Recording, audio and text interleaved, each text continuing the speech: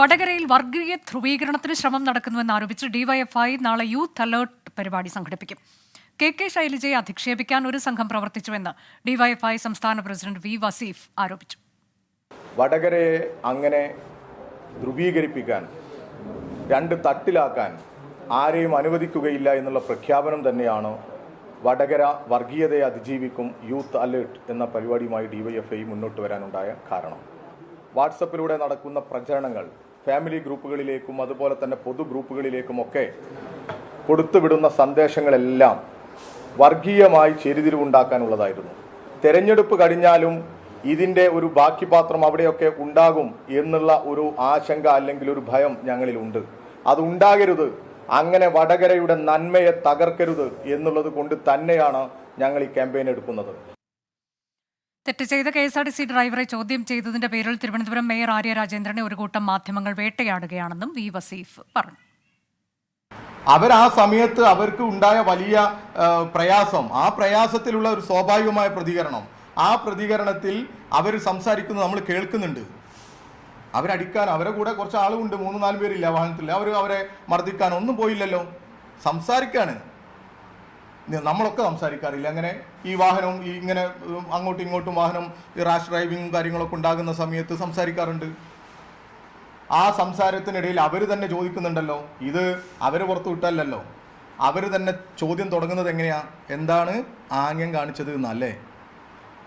ഇതൊക്കെ അറിഞ്ഞുകൊണ്ട് പിന്നെയും ഇത് ഒരു ഭാഗത്ത് മേയർ ഒരു 5 വർഷത്തെ ഇനിയും ഒരു 2 വർഷത്തെ കാലയുള്ള പോസ്റ്റല്ലേ, ഞങ്ങളുടെ ഡിവൈഎഫ്ഐയുടെ സംസ്ഥാന കമ്മിറ്റി അംഗമായിട്ടുള്ളൊരു പെൺകുട്ടിയല്ലേ, എന്തിനാണ് ഇങ്ങനെ അവരെ ആക്രമിക്കുന്നത്? രാഹുൽ സുരേഷ് വിവരങ്ങളുമായി. രാഹുൽ, വർഗീയ ധ്രുവീകരണം എന്നുള്ള വിഷയം അത് തെരഞ്ഞെടുപ്പിന് ശേഷവും വീണ്ടും അവിടെ നിന്ന് ഉയർന്നു വരികയാണ്. കഴിഞ്ഞ ദിവസവും നമ്മൾ അതിൻ്റെയൊക്കെ പ്രതികരണങ്ങൾ കണ്ടു. ഒപ്പം മേയറുടെ വിഷയത്തിലുള്ള ഡിവൈഎഫ്ഐയുടെ പ്രതികരണം എന്താണ് വസീഫ് പറയുന്നത്? അനുജ, വടകരയിൽ UDFന്റെ നേതൃത്വത്തിൽ വർഗീയ ധ്രുവീകരണത്തിന് ശ്രമം നടക്കുന്നതായി തെരഞ്ഞെടുപ്പിന് മുമ്പ് തന്നെ LDF ആരോപിച്ചിരുന്നു. പക്ഷേ തെരഞ്ഞെടുപ്പിന് ശേഷവും ആ ആരോപണത്തിൽ നിന്നും LDF പിന്മാറുന്നില്ല.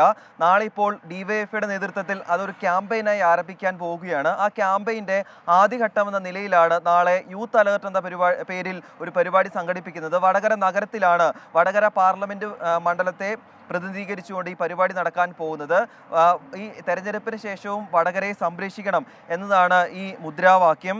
വടകരയിൽ വർഗീയ ധ്രുവീകരണത്തിന് ശ്രമം നടക്കുന്നു, ഇതിനെതിരെയാണ് പരിപാടി നടക്കുന്നത്. വടകരയെ 2 തട്ടിലാക്കാൻ അനുവദിക്കില്ല. കെ ശൈലജയെ വ്യക്തിപരമായി അധിക്ഷേപിക്കാൻ ഒരു സംഘം ആളുകൾ ശ്രമിച്ചു എന്നും പറയുന്നു. അതിന് പിന്നിൽ UDF സ്ഥാനാർത്ഥിയായ ഷാഫി പറമ്പിലാണെന്ന് പറയുകയാണ്. ഷാഫി പറമ്പിലിന് പിന്തുണയുമായി വ്യാജ ID കാർഡ് ഉണ്ടാക്കിയെന്ന് ആരോപിക്കുന്ന, അല്ലെങ്കിൽ ആ യൂത്ത് കോൺഗ്രസിന്റെ സംസ്ഥാന പ്രസിഡന്റ് രാഹുൽ മാങ്കൂട്ടവും പിന്തുണ നൽകിയെന്ന് കൂടിയാണ് ഡിവൈഎഫ്ഐയുടെ ആരോപണം. അതുമായി ബന്ധപ്പെട്ട പ്രചാരണവുമായി മുന്നോട്ട് പോവുകയാണ് എന്താണെങ്കിലും ഡിവൈഎഫ്ഐ. അതോടൊപ്പം തന്നെ ഈ മേയർ KSRTC തർക്കത്തിൽ മേയറെ പൂർണ്ണമായും പിന്തുണയ്ക്കുകയാണ് ഡിവൈഎഫ്ഐ ചെയ്യുന്നത്.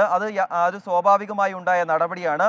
ആരാണെങ്കിലും KSRTC ഡ്രൈവറുടെ ഭാഗത്തു നിന്നും ഇത്തരത്തിലൊരു സമീപനം ഉണ്ടാവുമ്പോൾ ആരാണെങ്കിലും പ്രതികരിക്കും. അതിനെതിരെ സ്വാഭാവികമായി ഉണ്ടായ ഒരു നടപടിയാണ്.